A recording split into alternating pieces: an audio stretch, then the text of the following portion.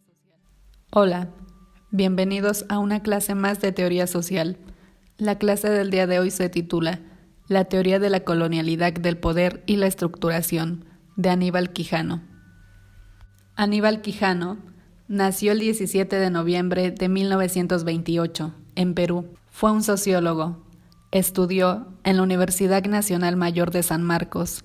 Posteriormente, trabajó en la Universidad de Bridgeton, en Nueva York, Estados Unidos. Además, es autor de La colonialidad del poder, que representa un punto de partida para analizar a nivel político, social y económico la globalización y sus efectos en el orden mundial, que se inició con la llamada colonización de América. El doctor Aníbal Quijano es un reconocido científico social que tuvo la capacidad de participar de varios momentos de reflexión y debate sobre temas que involucraron a toda la región y ha construido teorías, conceptos y perspectivas sobre diversas temáticas que son puntos de referencia para nuevas generaciones de investigadores. De esta manera, Quijano nos desafía a analizar la crisis actual de ese padrón de poder como una oportunidad para desarmarlo y organizar prácticas sociales transformadoras que no reproduzcan las divisiones de raza, sexo y subjetividades que construyeron las desigualdades que nos sometieron durante siglos. A continuación, hablaremos de la cuestionalidad del poder desde América Latina. El pensamiento crítico latinoamericano desde el principio se ha preguntado por la constitución y el ejercicio del poder en nuestro continente. Precisamente, el poder colonial, referido a la conquista de América, a las nacionalidades e identidades latinoamericanas, que incluye la dependencia y el imperialismo, conocido como la tendencia a extender e imponer aspectos propios de una persona o un colectivo sobre otros. Es así que para Quijano, la noción de colonialidad del poder fue el término para caracterizar la estructuración del poder en la modernidad, un padrón de dominación global propio del sistema mundo capitalista, originado con el colonialismo europeo a principios del siglo XVI. Ahora, centrémonos en el poder y estructuración social. Para Aníbal Quijano, toda forma de existencia social que se reproduce en el largo plazo implica 5 ámbitos básicos de existencia, sin los cuales no sería posible el poder. El primer ámbito es el del trabajo, el segundo, el sexo. El tercer ámbito es el de la subjetividad, que se basa en los sentimientos de la persona. También incluye la intersubjetividad, que es el proceso recíproco por el que se comparte la conciencia y conocimiento de una persona a otra. Luego, el cuarto ámbito es la autoridad colectiva o pública. Y finalmente, el quinto ámbito es la naturaleza, que implica las relaciones con los demás, las formas de vida y los recursos. La disputa continua por el control de los 5 ámbitos básicos de la existencia social acarrea la reproducción de las relaciones de poder. Desde esta perspectiva, el fenómeno del poder se caracteriza por ser un tipo de relación social constituida por la presencia y la interactividad permanente de 3 elementos. El primero es la dominación, el segundo, la explotación, y el tercero, el conflicto. Es importante recalcar que estos 3 elementos afectan a los 5 ámbitos básicos de la existencia social y son a la vez el resultado y la expresión de la disputa por el control de ellos. De acuerdo a Quijano, el poder es una relación social de dominación, explotación y conflicto por el control de cada uno de los ámbitos de la experiencia social humana. En este marco, la dominación es el elemento más general de las relaciones de poder. Se funda en una relación asimétrica, en donde algunas agrupaciones sociales ejercen el control sobre el comportamiento de otras. Aunque la dominación se aplica en los 5 ámbitos de la existencia social, establece más su control en el ámbito de la autoridad colectiva y la subjetividad e intersubjetividad. Así, la imposición de la dominación por medio de la violencia organiza una estructura de autoridad colectiva al tiempo que legitima en la subjetividad e intersubjetividad. Luego, el elemento de la explotación aplica en el ámbito de la dominación del trabajo, donde existe una relación de inequidad persistente por parte de un grupo o persona. En la obtención forzada del trabajo sin retribución equivalente o compartición con ellos. De esta forma, la prolongación en el tiempo de la explotación y dominación del trabajo constituye las relaciones de propiedad y las relaciones de producción. Esta injusticia del fenómeno del poder implanta el tercer elemento de esta tríada, que es el conflicto, cuyo propósito es el cambio o la destrucción de los recursos y de las instituciones configuradas y reproducidas por la dominación. Con esto, Quijano se refiere que existe un control en el ámbito del trabajo, a través del manejo y manipulación del medio ambiente y de las tecnologías, mientras que el control del sexo y de la reproducción sexual está articulado a la reproducción de la especie. Por otro lado, el control de la subjetividad e intersubjetividad se refiere a la producción de los sentidos sociales, incluidos aquí los imaginarios, las memorias históricas y los conocimientos. El control de la autoridad colectiva se remite a la organización social y, finalmente, el control de la naturaleza expide a la obtención de recursos y la reproducción de la vida. Como se ve, cada uno de estos 5 ámbitos básicos de la existencia social son afectados por la tríada de elementos que constituyen el poder. De esta manera, las formas de existencia social no pueden existir u operar separadas de manera independiente. Asimismo, las relaciones de poder que se constituyen en la disputa por el control de dichas áreas de la existencia social tampoco pueden existir u operar las unas sin las otras, precisamente porque forman una estructura y una totalidad histórica. En esa misma medida, las relaciones de poder de cada ámbito se comportan de manera diferente. Depende directamente de las conductas concretas de los colectivos humanos, lo que le otorga al complejo estructural un carácter necesariamente histórico, heterogéneo y discontinuo. Según Quijano, estos patrones de comportamiento y sus respectivas instituciones podemos denominarlos como estructuras, es decir, directrices para la reproducción de las formas de comportamiento de las personas y agrupaciones sociales, dentro de ciertos modelos generales configurados por las instituciones sociales. Lo interesante aquí es que la historia conocida es la disputa por el control de todos y cada uno de aquellos ámbitos de la existencia social y el poder resultante. Siempre están presentes las relaciones de dominación, explotación y conflicto, lo que da configuración al comportamiento social de las personas que conforman las estructuras. Y dentro de tales estructuras surgen las tensiones, las contradicciones y el conflicto, responsables de disputas, victorias, derrotas y de reproducción de las conductas impuestas, incluidas las formas de conflicto, puesto que en todas las sociedades de las que se tiene registro, el poder ha estado presente.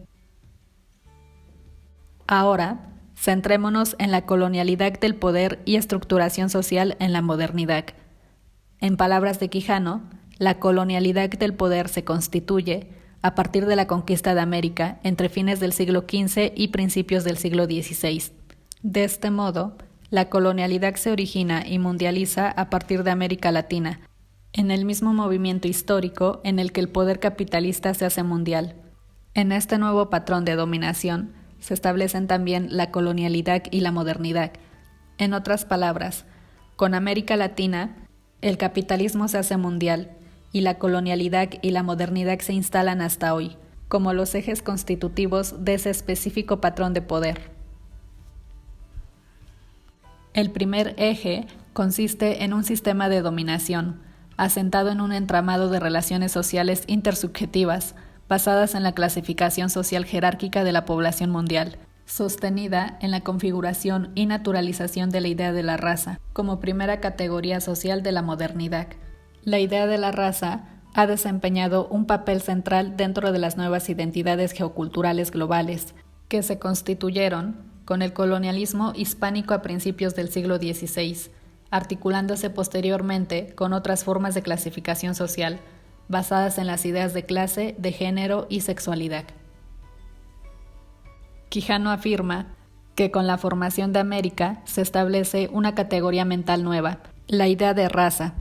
Desde el inicio de la conquista, Los vencedores inician una discusión históricamente fundamental para las posteriores relaciones entre europeos y no europeos, sobre si los habitantes primitivos de América tenían alma o no, si tenían o no naturaleza humana.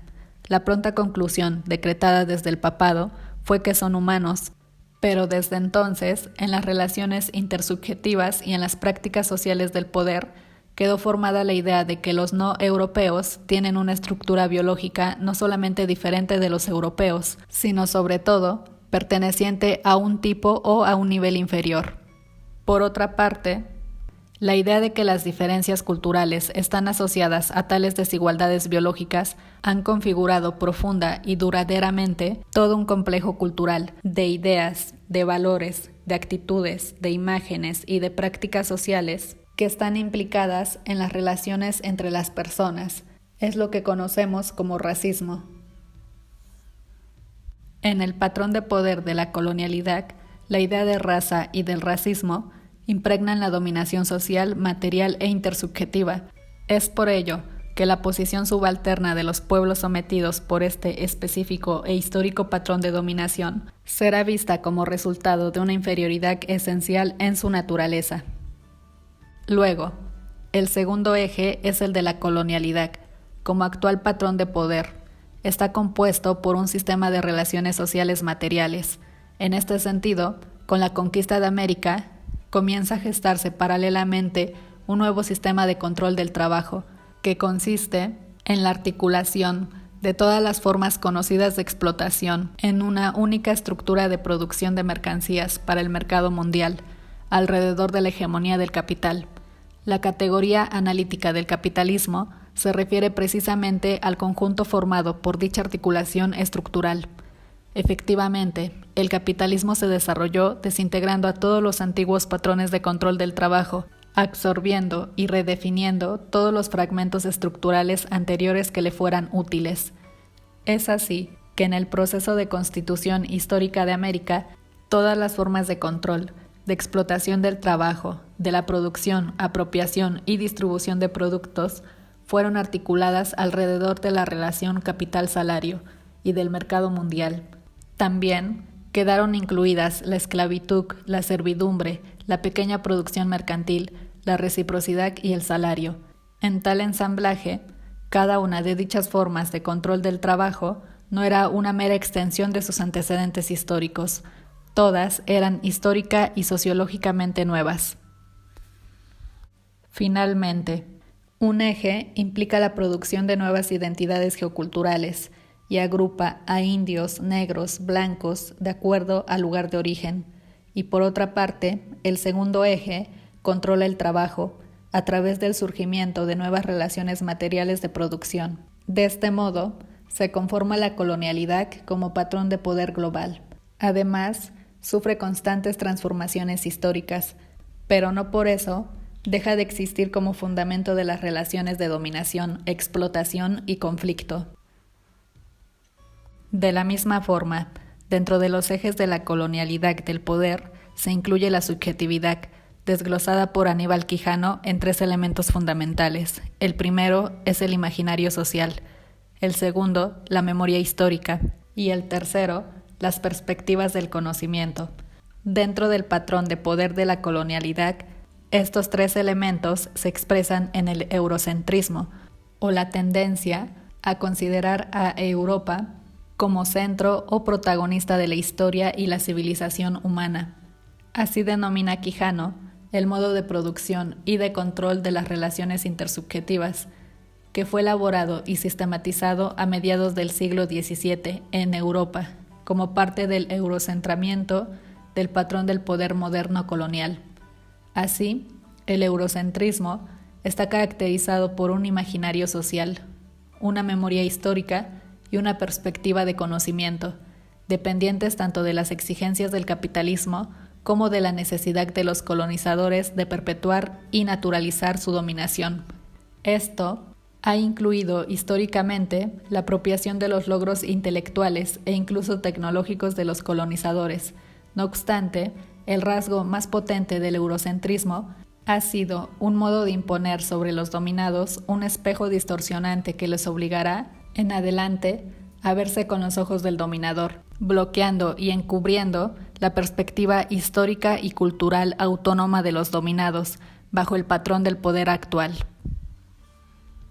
El eurocentrismo, por lo tanto, no es la perspectiva cognitiva de los europeos exclusivamente, o solo de los dominantes del capitalismo mundial, sino del conjunto de los educados bajo su hegemonía. Se trata de la perspectiva cognitiva producida a lo largo del tiempo y de un mundo eurocentrado en el capitalismo colonial moderno, y que naturaliza la experiencia de las personas en ese patrón de poder. Se consolidó así una concepción de la humanidad según la cual la población del mundo se diferencia en inferiores y superiores, en irracionales y racionales, en primitivos y civilizados, en tradicionales y modernos. De esta manera, es posible hablar de una matriz colonial del poder, de las relaciones sociales que constituye la historia de América Latina. Ciertamente, con la independencia latinoamericana a principios del siglo XIX, se inicia un proceso de descolonización, pero no de descolonialidad. Es decir, los nuevos estados nacionales latinoamericanos logran independizarse de las potencias hegemónicas, pero la colonialidad y sus efectos fundamentales siguen operando a lo interno de los distintos países, produciéndose con el tiempo diferentes estructuras sociales, todas, no obstante, articuladas bajo el manto de la diferencia colonial y del control del trabajo por medio del capitalismo. Sin duda alguna, la colonialidad del poder es el elemento central de la estructuración de la sociedad en América Latina.